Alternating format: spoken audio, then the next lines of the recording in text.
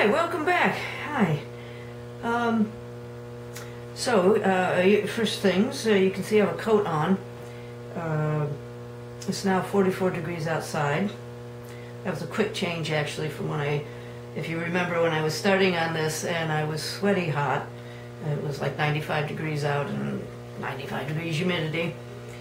Anyway, so the seasons are changing and this piece is moving along as well. So pretty much where I am at this point is moving to a lot of smaller tools, a lot of a lot of hand shaving, shaping, refining all the proportions and details.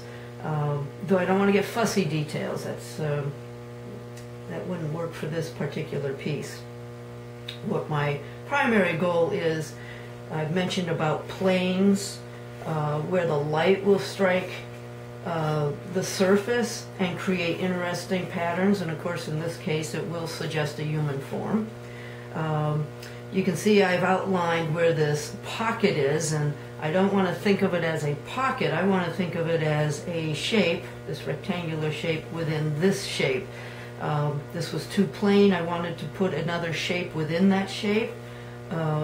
Same with the buttons, even though I don't want to call them buttons, I needed something in this area to just bring a little attention to here. Not much though. I mean, details will always bring your eyes to that place. So, you know, obviously the face, the hands will get the most amount of attention, visual attention, and will draw people to that. Of course, being human beings too, we tend to go to faces. So what I'm going to be doing is just describing these planes more and thinking of like this collar as a shape rather than a collar, and giving it that kind of definition.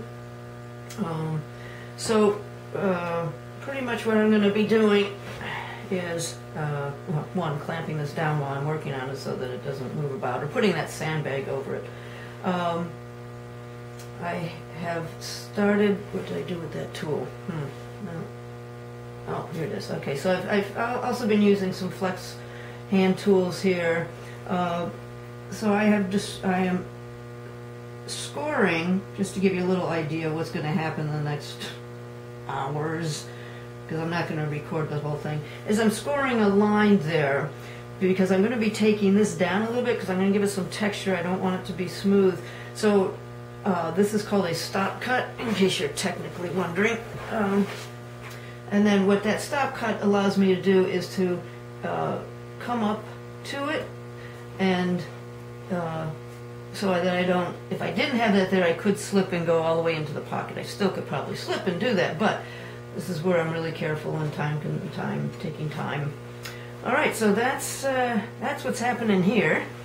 All right, and as usual, I will get back to you and show you the progress, and we are getting closer. All right, okay, I'm back.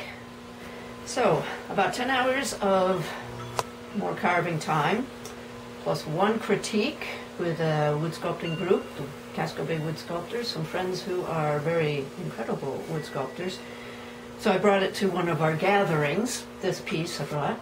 And so then I put in another 5 hours changing some things that they saw, because, and one of the reasons that I brought it in for a critique is because I know I can't see my work clearly sometimes, because sometimes I'm just putting so much time into it or working on a certain area and it kind of looks good the way I have it, or I don't want to spend the time to change it. So then to have another voice come in and say, you know, this would be better this way. And so that's exactly what happened.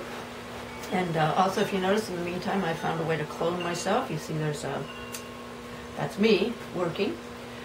Okay, so what I have done, pretty much, there was a lot of thickness happening here and in the hand, and so I've shaved that down. I've actually also carved out behind the arms so that there's a, see my finger over there?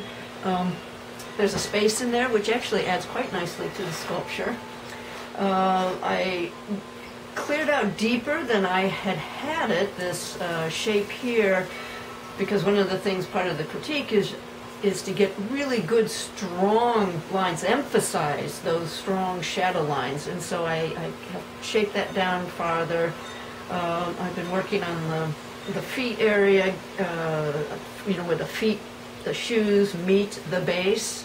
And as again it was pointed out, watching where, and I still need to work a little bit where the toes are, it's much thinner here, and then all of a sudden and if you bend your foot, you can see exactly where those tendons come and join into the leg. And so anyways, wanted to describe that a little further.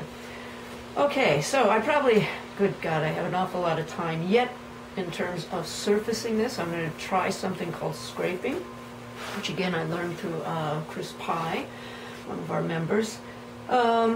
Thanks, Chris.